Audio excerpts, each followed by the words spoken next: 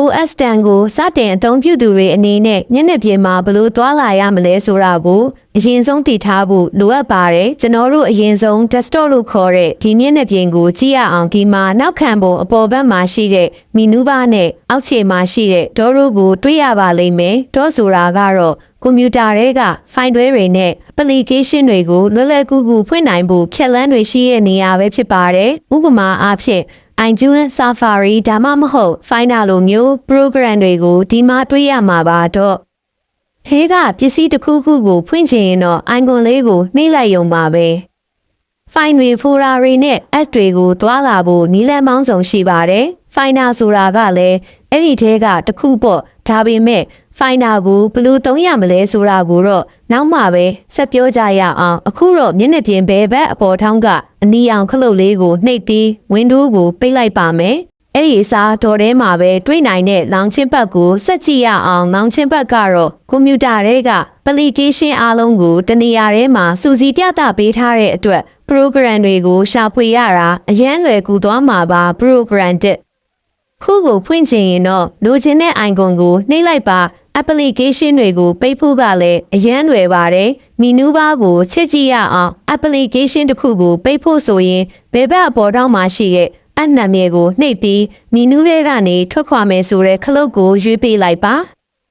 မီနူးဘားမှာပဲ Apple icon လေးကိုလည်းတွေ့ရပါလိမ့်မယ်အဲ့ဒီ icon ကနေတစ်ဆက်စနစ်ရဲ့ဦးစားပေးချက်လက်တွေမကြသေးခင်ကသုံးခဲ့တဲ့ file တွေခိုးတာတွေနဲ့တခြားအရာတွေကိုအလွယ်တကူရှာဖွေနိုင်ပါတယ်ကွန်ပျူတာကိုပြန်ဖွင့်တာဒါမှမဟုတ်ပိတ်တာမျိုးလုပ်ချင်ရင်လည်းအဲ့ဒီ Apple icon ကိုပဲသုံးရပါမယ်မီနူးဘားရဲ့ညာဘက်ချမ်းမှာတော့မှန်မီလူပုံစံ icon လေးကိုတွေးရမှာပါအဲ့ဒါကတော့ spotlight လို့ခေါ်တဲ့ရှာဖွေရေးကိရိယာပဲဖြစ်ပါတယ်ကွန်ပျူတာထဲမှာဘာကိုမှရှာမတွေ့တော့ဘူးဆိုရင်ဒါလေးကိုသုံးပြ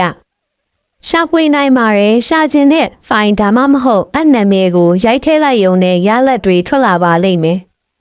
နောက်ဆုံး icon ကတော့ notification center ကိုဖွင့်ပေးတာပါဒီမှာတော့ရက်ကတိန်တွေကဖြစ်ပျက်တွေသတိပေးချက်တွေအပါအဝင် application တွေစီကလာတဲ့သတိပေးချက်တွေကိုအချိန်နဲ့တပြေးညီစောင့်ကြည့်နိုင်ပါတယ်ကိုလိုချင်တဲ့လောက်ပဲပြသပေးဖို့အတွက်လဲစိတ်ကြိုက်ပြင်ဆင်နိုင်ပါသေးတယ် desktop မှာလဲဖိုင်တွေဖိုးရာတွေကိုတင်စီထားနိုင်တယ်လို့ဖြတ်လန်းတွေကိုလည်းထားနိုင်ပါတယ်ဒါပေမဲ့ပစ္စည်းတစ်ခုခုကိုဖွင့်ဖို့ဆိုရင်တော့ mouse ကိုနှစ်ချက်နှိပ်ပေးရပါမယ်အချို့ app တွေမှာတော့ညာဘက်အပေါ်ထောင်းကမြတ်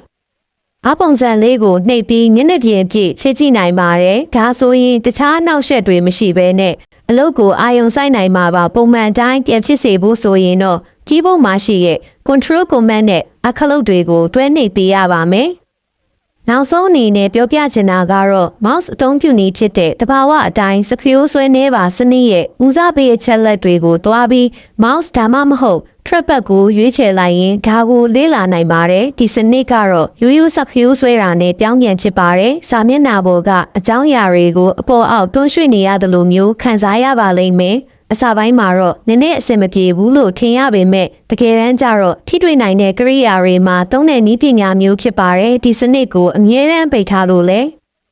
ရပါတယ်ဒါပေမဲ့ဘလို့ပုံစံကိုပိုသဘောကျလဲဆိုတာကိုတော့နှမျိုးလုံးစမ်းကြည့်ဖို့အကြံပြုချင်ပါတယ်ဒီနေ့နဲ့ပြင်မှာတင်မဲ့ multi-touch လက်ဟန်နာ